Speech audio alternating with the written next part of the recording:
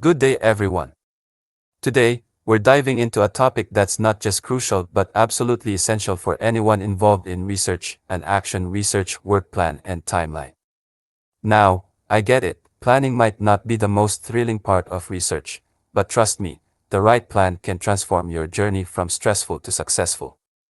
Imagine navigating a dense forest without a map versus having a clear path laid out before you. Which would you prefer? That's what a solid research plan does. It turns the unknown into a well-lit path, making your journey smoother, more rewarding, and yes, even enjoyable. So, let's make this session lively, engaging, and most importantly, practical. By the end of it, you'll be ready to create a plan that will not only guide you but will also empower you to achieve your research goals with confidence. Purpose of the work plan. So, what exactly is an action research work plan and timeline? Picture this, you're embarking on an epic road trip. Without a map, you might end up lost, stuck, or going in circles. But with a well-drawn map, every turn, stop, and destination is clearly marked.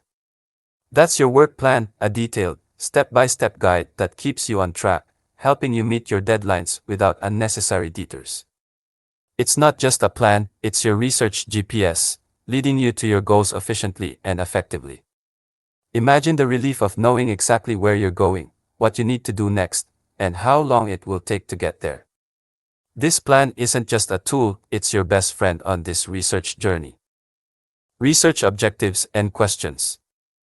Let's start with the foundation, your research objectives and questions. Think of these as the cornerstone of your entire research project. It's like asking yourself, what's my destination? What are the specific questions your research aims to answer? This is where you get to channel your inner detective, zeroing in on the mysteries you want to solve. With clear objectives and questions, you're not just wandering through your research, you're on a mission, with a clear sense of purpose and direction. Without this clarity, it's easy to get sidetracked or lost in the weeds. But with it, you have a strong foundation that keeps your research focused, sharp, and on target. Activities and tasks. Next up, we have the activities and tasks. Here's where the magic happens, where you break down your research into manageable, bite-sized pieces. Think of this as your ultimate to-do list, but way more exciting because every task gets you one step closer to your research goals. From conducting a thorough literature review to collecting and analyzing data, to finally reporting your findings, each task is a milestone in your journey. And the best part? Seeing it all laid out helps you visualize the big picture, ensuring that nothing falls through the cracks. It's like building a puzzle, piece by piece, until you see the whole picture come together beautifully. Resources needed. Now, let's talk about resources needed. Every great journey requires preparation, right? Whether it's people, materials, or funding, knowing what you need before you start is crucial. Imagine setting off on that epic road trip without packing gas, snacks, or a good playlist. Disaster. The same goes for your research. Identifying your resources ahead of time ensures that when you're deep into your work, you won't be derailed by a lack of something essential.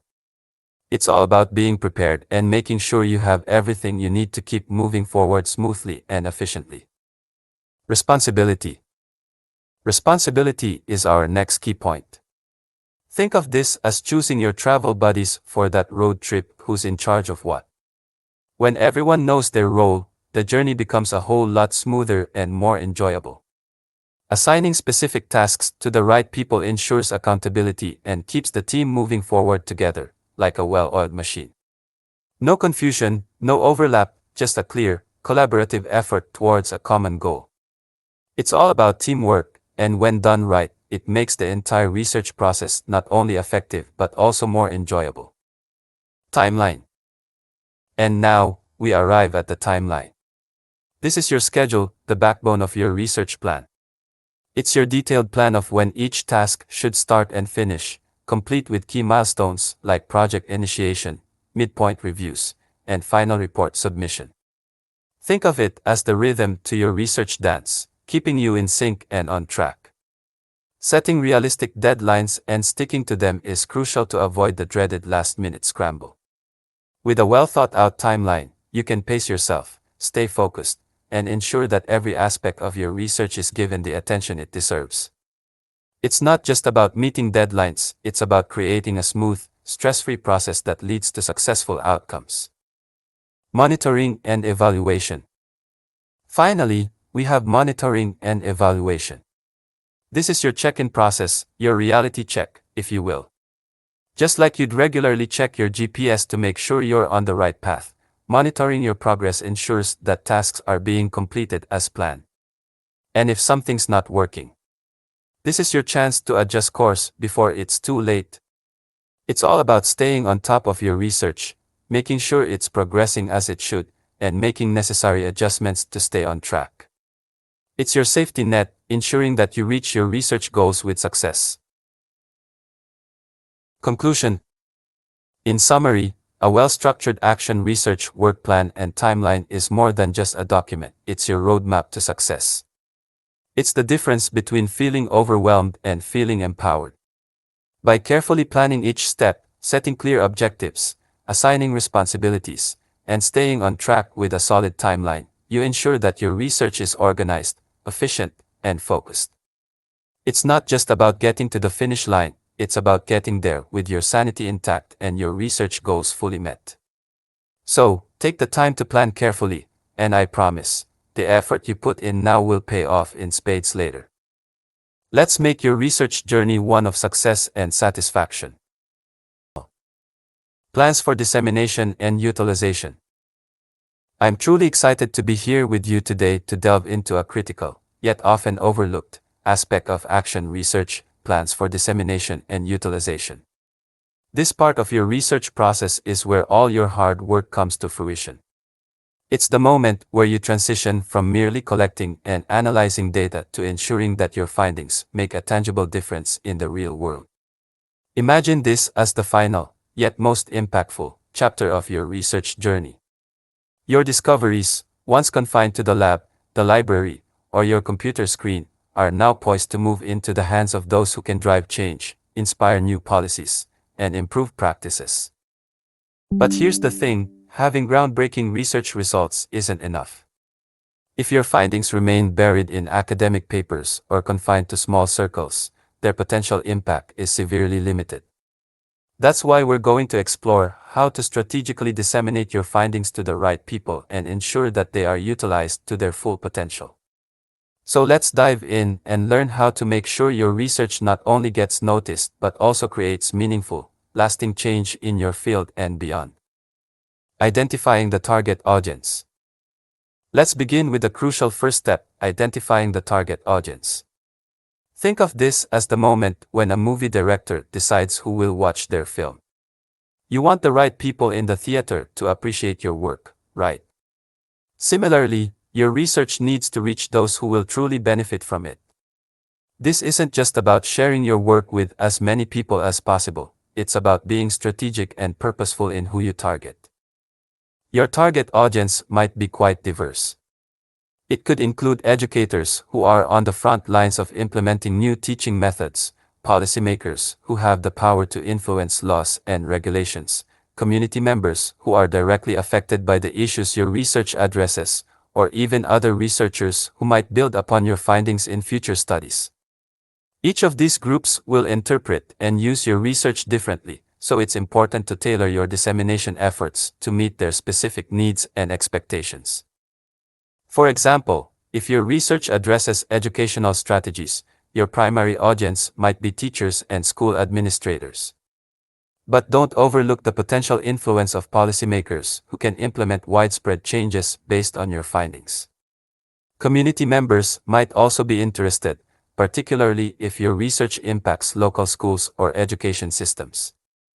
Identifying these groups ensures that your research findings not only reach those who can use them but also that they are presented in a way that resonates and is actionable. Choosing dissemination methods. Now that we've identified who needs to hear your message, let's move on to how you're going to deliver it, choosing dissemination methods.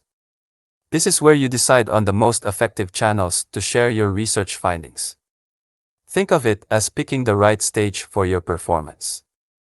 Just as a play might be better suited to a small, intimate theater rather than a large concert hall, your research findings need to be shared through the channels that will have the most impact. The dissemination methods you choose should be tailored to your target audience.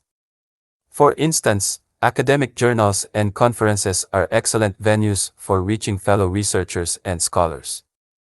They provide a platform for detailed, peer-reviewed discussion and ensure your work is taken seriously within the academic community. However, these platforms may not be the best for reaching educators or policymakers who are often pressed for time and need more concise, practical summaries of your findings. Workshops, community meetings, and training sessions are more interactive options that allow for dialogue and immediate feedback. They're especially effective if your research has practical applications that can be demonstrated or discussed in a hands-on environment. And don't underestimate the power of digital platforms. Social media, blogs, and webinars can greatly expand your reach, allowing you to connect with a broader, more diverse audience quickly and efficiently. The key is to select the channels that will not only reach your audience but also engage them and encourage them to act on your findings. Outlining utilization strategy. Next, let's talk about the most exciting part, outlining the utilization strategy.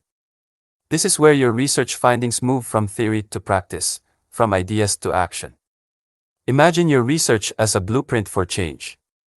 The utilization strategy is the plan that will bring this blueprint to life, turning your findings into concrete steps that can lead to real-world improvements. Your utilization strategy should be detailed and actionable. It's not enough to simply share your findings, you need to provide clear, practical steps on how these findings can be used.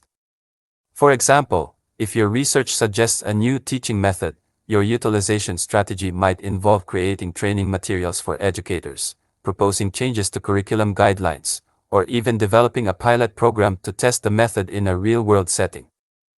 Think of this as creating a bridge between your research and the practical world. Without this bridge, even the most brilliant research can fail to have an impact. By providing actionable recommendations, you ensure that your research doesn't just sit on a shelf but is actively used to create positive change. Planning follow-up and feedback. Moving forward, let's discuss an often overlooked yet vital component, planning follow-up and feedback. Sharing your research is just the beginning. To truly maximize its impact, you need to monitor how your findings are being used and gather feedback from those who are implementing your recommendations.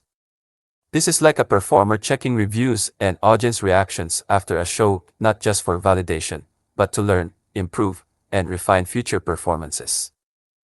Follow-up involves actively engaging with your audience after the initial dissemination.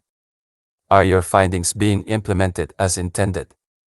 What challenges are stakeholders facing in putting your recommendations into practice? Gathering this feedback is crucial for several reasons.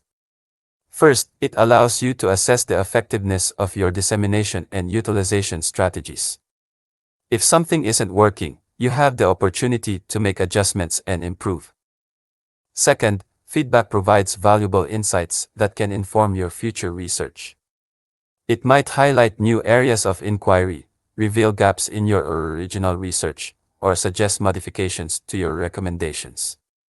By staying engaged with your audience, you ensure that your research remains relevant and continues to contribute to meaningful change. Documentation and reporting. Finally, let's talk about the backbone of any successful dissemination effort, documentation and reporting. This is where you keep a meticulous record of how your research was shared, who it reached, and the impact it had. Documentation is essential for several reasons. It helps you evaluate the success of your dissemination efforts, provides evidence of your research's impact, and serves as a valuable resource for future projects.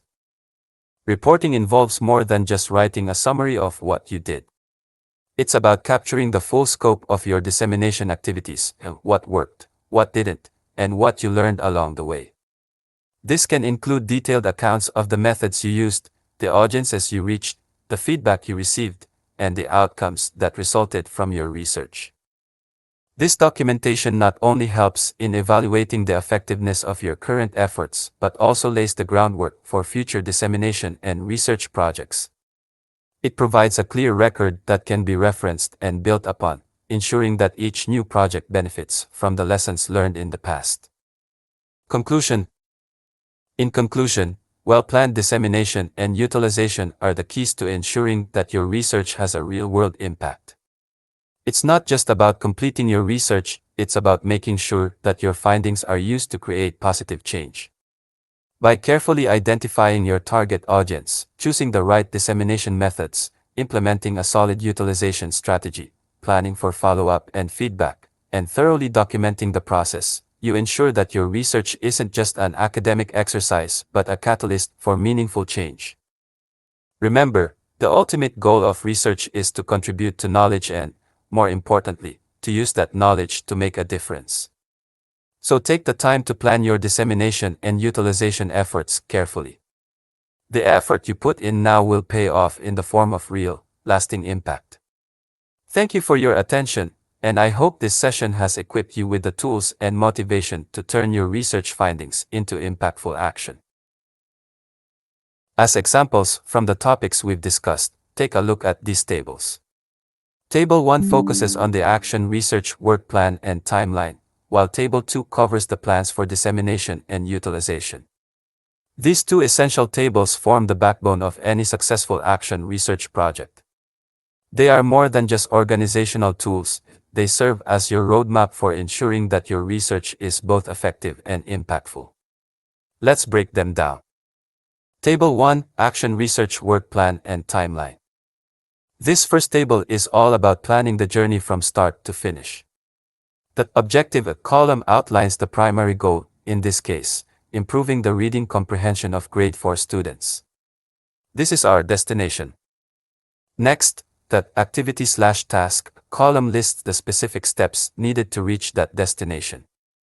It starts with a pre-assessment of the students' reading skills, followed by the development and implementation of a targeted reading intervention, and ends with evaluating the impact of this intervention. Each task is designed to build on the previous one, ensuring a logical and smooth progression through the project. The resources needed column is like your packing list. It ensures that you have everything required for each task, whether it's assessment tools, reading materials, or statistical software for data analysis.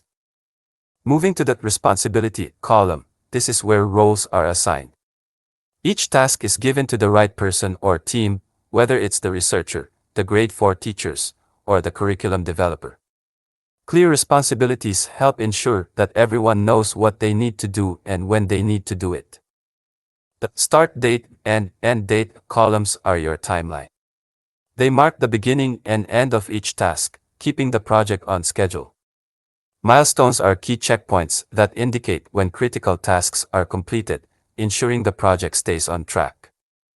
Table 2, Plans for Dissemination and Utilization. The second table shifts our focus from planning the research to sharing and applying the findings.